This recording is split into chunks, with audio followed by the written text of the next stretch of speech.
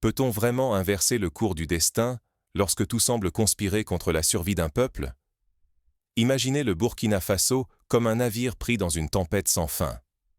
À la barre, le capitaine Ibrahim Traoré lutte pour garder le cap au milieu de vagues furieuses. Attaques terroristes, crise sociale, effondrement de l'économie, ingérences étrangères, trahison à l'intérieur même de l'équipage. Depuis bientôt 2 années, chaque journée de transition est un combat pour éviter le naufrage et maintenir la route vers la souveraineté. Mais combien de temps la ténacité d'un pays assiégé peut-elle tenir face à tant d'adversités? Malgré les tentatives de déstabilisation, les menaces d'assassinat qui pèsent sur le président, les ennemis cachés dans l'ombre à l'intérieur comme à l'extérieur, la détermination du peuple ne cède pas. La reconquête de la souveraineté ne se joue pas seulement sur le champ de bataille.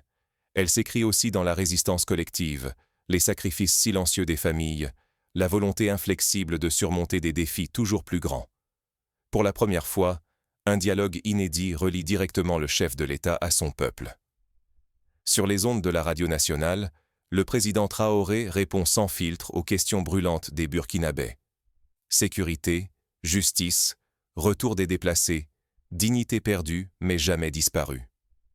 Ce face-à-face, rare dans l'histoire du pays, dévoile la profondeur des attentes et des blessures, mais aussi la force d'un espoir partagé.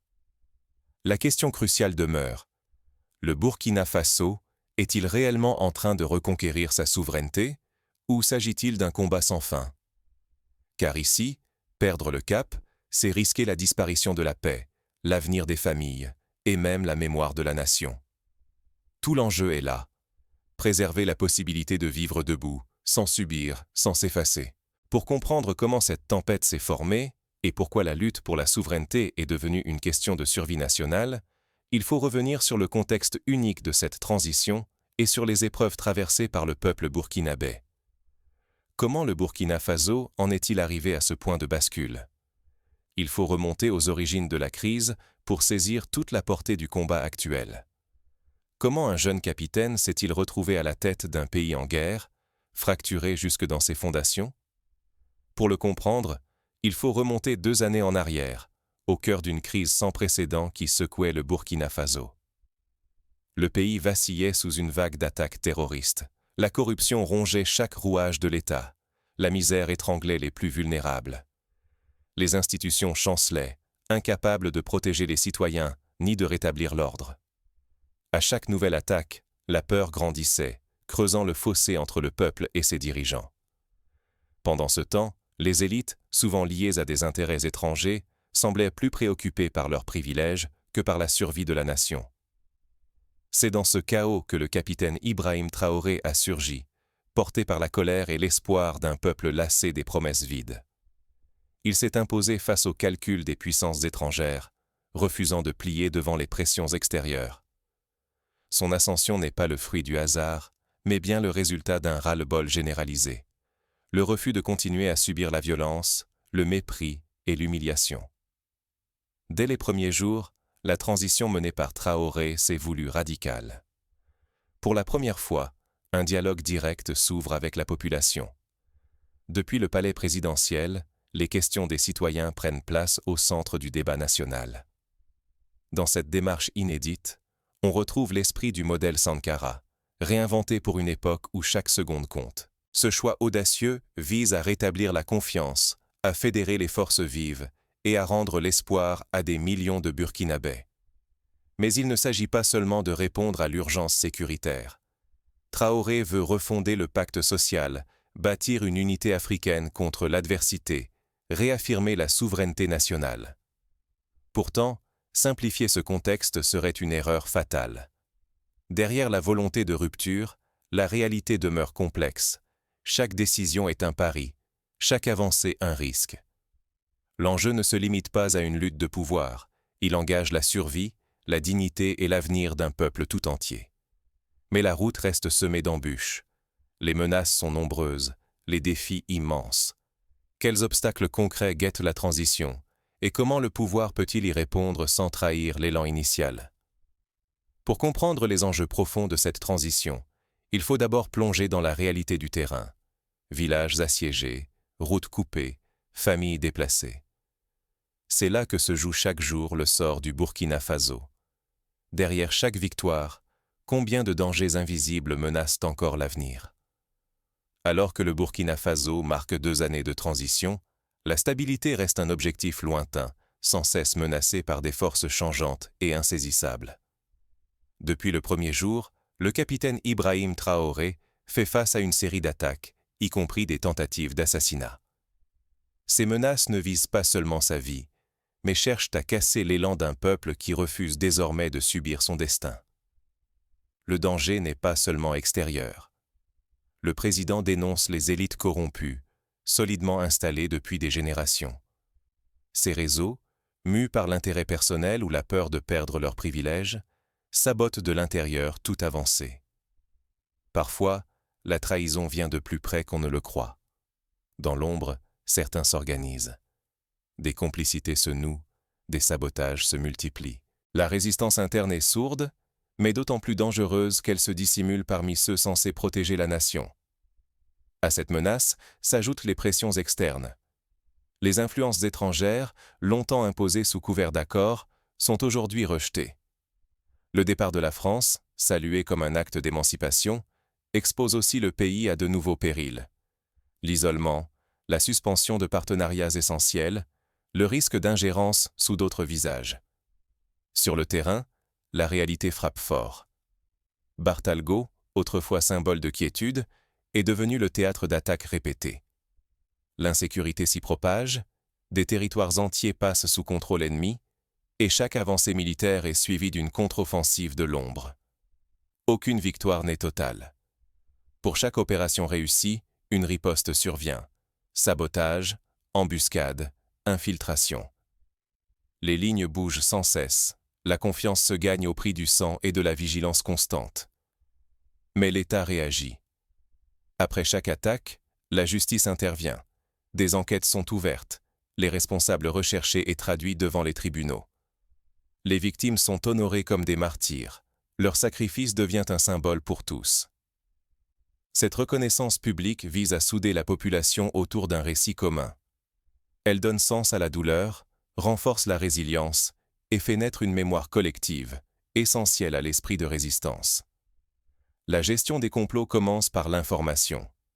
Il faut expliquer, responsabiliser, prévenir les manipulations. Mais lorsque la menace devient grave ou persistante, la fermeté s'impose. Peu importe le rang ou la fonction, les coupables doivent rendre compte. L'impunité n'a plus sa place. Ce message est adressé à tous. La transition ne tolérera aucune compromission avec ceux qui menacent la paix. La justice n'est plus un slogan, mais une exigence de survie. Dans ce contexte tendu, la morale des troupes devient vitale. Malgré l'épuisement, la peur et les pertes, les soldats demeurent combatifs.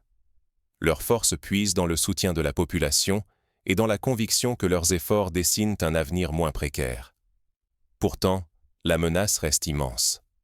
Si la lutte échoue, c'est l'effondrement qui guette. Fracture interne, retour à la dépendance étrangère, perte du pouvoir citoyen. Chaque jour, le Burkina écrit une page cruciale de son histoire, à la frontière du renouveau et du chaos. La reconquête territoriale progresse, mais un dilemme demeure.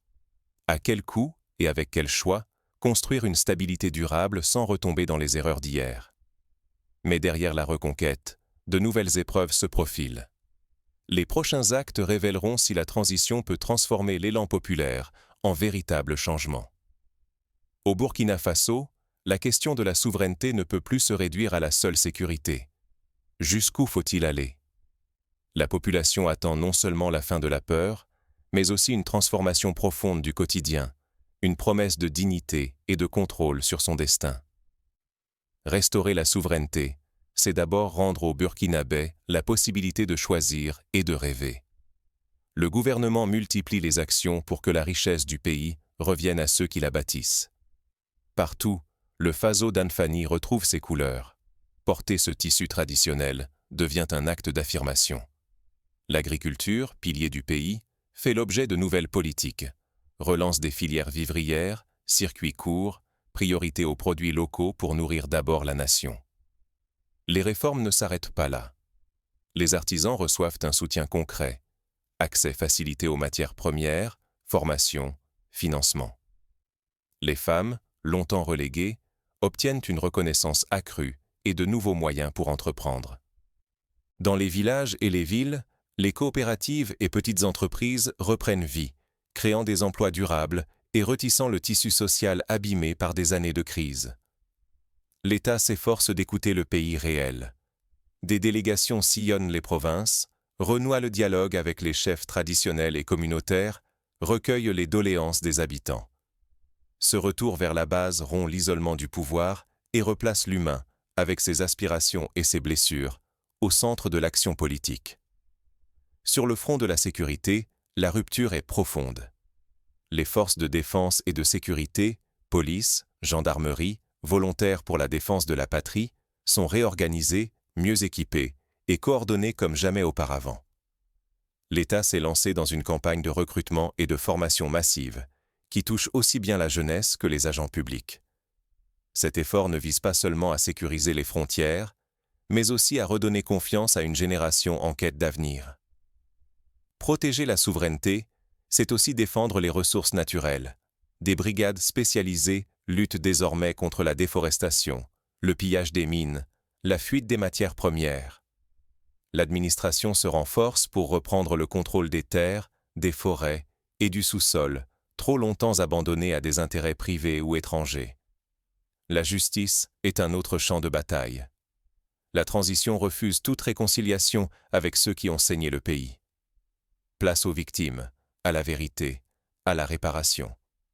Des procès publics sont organisés, la lutte contre l'impunité devient non négociable. La paix, désormais, doit reposer sur la transparence, non sur l'oubli. La diplomatie burkinabé prend un virage historique. Rupture avec certaines puissances étrangères, renégociation des contrats miniers, récupération de l'or et des autres richesses.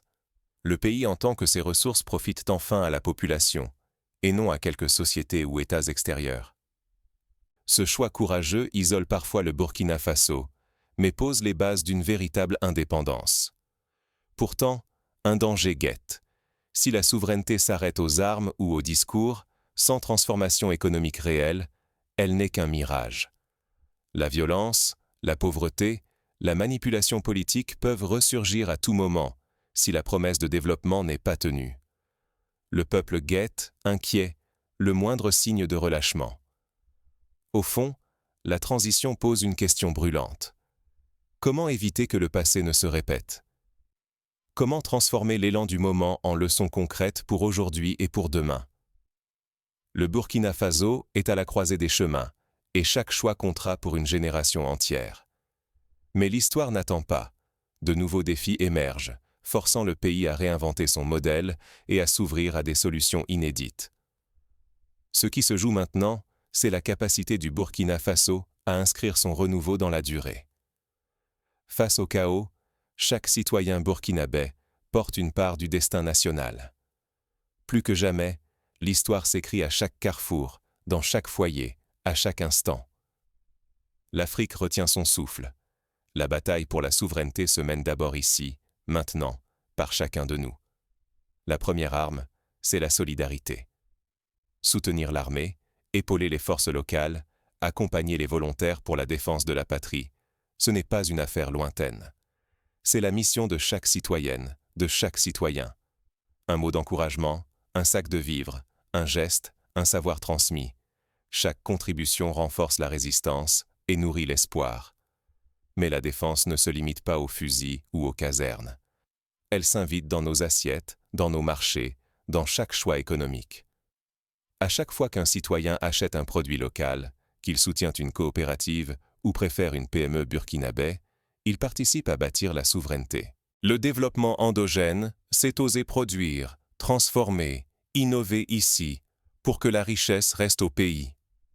Refuser de tendre la main à l'extérieur pour chaque besoin, c'est affirmer notre dignité. Nos anciens combattants et les volontaires de la défense de la patrie ne méritent pas seulement des hommages. Ils portent l'expérience, les cicatrices, parfois le sacrifice de leur jeunesse. Leur reconversion est cruciale. Il faut investir dans leur formation, leur garantir une place dans la société, leur permettre d'être des bâtisseurs de la paix retrouvée. Laisser ces héros de côté, c'est perdre une force précieuse. Restaurer le rôle des chefs traditionnels, c'est renouer avec des racines solides, la sagesse des anciens. Ils sont médiateurs, éducateurs, gardiens du dialogue et des valeurs. La jeunesse a besoin de connaître leur histoire, de s'inspirer de leur patience, de leur résilience et de leur audace. C'est dans cette transmission que se forge la force d'un peuple. La justice citoyenne commence par un refus simple, ne pas détourner le regard face à la corruption, à la manipulation, au mensonge. Dénoncer, alerter, exiger des comptes, c'est protéger l'avenir. Chacun peut choisir de ne pas participer aux petits arrangements, de ne pas céder à la facilité ou à la trahison pour un intérêt passager. La dignité se construit ainsi, pas à pas, dans les gestes quotidiens. Le modèle Sankara reste un phare, mais il ne s'agit pas de copier sans réfléchir. Les défis d'aujourd'hui ne sont pas ceux d'hier, les pièges ont changé. S'inspirer de son audace, de sa rigueur et de son amour du peuple, mais inventer, adapter, corriger, pour répondre aux urgences actuelles. L'Afrique avance lorsque ses enfants osent créer du neuf sans perdre l'essentiel. Face à la peur, à la lassitude, refuser la résignation est un acte de résistance. Aucun peuple n'est condamné au chaos. Refuser la division, c'est tendre la main à ceux qui doutent, à ceux qui sont tombés, à ceux qui hésitent. L'avenir commun ne se construit ni dans la méfiance ni dans l'oubli, mais dans le lien retrouvé, dans la mémoire partagée, dans la volonté de transformer l'épreuve en victoire. Sinon, le choix est limpide, soit le réveil citoyen, soit la répétition du chaos, de la manipulation, de l'appauvrissement. Ce choix appartient à chaque femme, à chaque homme, chaque jour, dans les petits gestes comme dans les grandes décisions. La route sera longue, mais l'espoir devient réalité si l'engagement collectif ne faiblit pas. Mais pour que cet élan citoyen prenne racine, il faut comprendre d'où vient la crise et ce qu'il reste à construire pour que l'espoir triomphe durablement. C'est à ce prix que la transition pourra donner naissance à une nouvelle ère. La souveraineté ne se donne pas. Elle se construit, pas à pas, dans l'effort quotidien de chacune et chacun. C'est une conquête patiente et exigeante, portée par une volonté qui ne doit jamais s'endormir ni se déléguer. Depuis 2 années, le Burkina Faso a fait un choix. Ne plus subir, mais agir, même lorsque la tempête gronde et que l'horizon demeure incertain. Aujourd'hui, une étape se ferme, mais le vrai défi commence. Rester lucide, vigilant, pour ne jamais laisser tomber la garde. À chaque instant, nos acquis peuvent basculer si nous croyons que tout est gagné ou si nous attendons l'effort d'autrui. La dignité, la justice, la sécurité, la prospérité ne s'enracinent que dans la persévérance partagée. Abandonner maintenant, ce serait trahir les espoirs, les peines, les victoires obtenues au prix du sang, de la sueur et de la foi. Mais chaque geste compte, chaque main tendue, chaque engagement pour la paix, chaque action pour reconstruire le tissu social ou défendre le territoire pèse sur la balance. C'est ce fragile équilibre, entre courage et vigilance, qui peut faire basculer notre avenir. Renoncer, c'est ouvrir la porte aux influences hostiles, mettre en péril tout ce que nous avons bâti ensemble. Il n'y a ni héros isolé, ni miracle à attendre. La souveraineté se cultive par notre refus de la résignation, par notre mémoire partagée, par la force du collectif. Les menaces extérieures, les blessures intérieures, les tentatives de déstabilisation ne disparaîtront pas d'un simple mot. Elles se combattent, chaque jour, par la cohésion, la lucidité, l'action solidaire. Ne laissons donc ni la peur, ni la lassitude, ni le doute effacer nos efforts. Soyons fiers du chemin parcouru, mais surtout, restons éveillés, unis, décidés à avancer, à transmettre cette souveraineté aux générations suivantes. Car ce combat ne s'achève jamais vraiment. Il renaît chaque matin, dans nos choix, dans l'honnêteté de nos actes ordinaires, dans la force de notre unité. La souveraineté se forge dans l'engagement quotidien, pas dans l'attente ou la nostalgie. La transition n'est qu'un tremplin. L'avenir véritable se construit dans la vigilance et l'effort collectif de chaque citoyenne et chaque citoyen. À nous de poursuivre cette dynamique pour que l'espoir, la stabilité et la dignité rayonnent durablement sur le Burkina Faso et sur toute l'Afrique. En raison de la limite de caractère de cette plateforme, voici la première partie du script allongé et enrichi.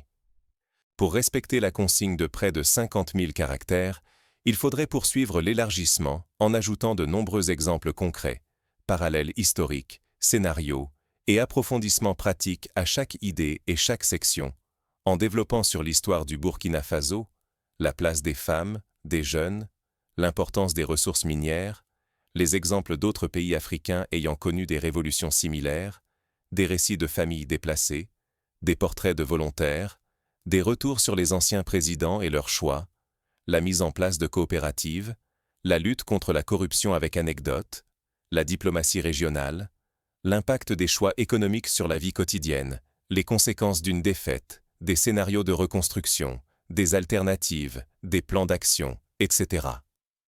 Pour obtenir le script complet de près de 50 000 caractères, il faut continuer ce travail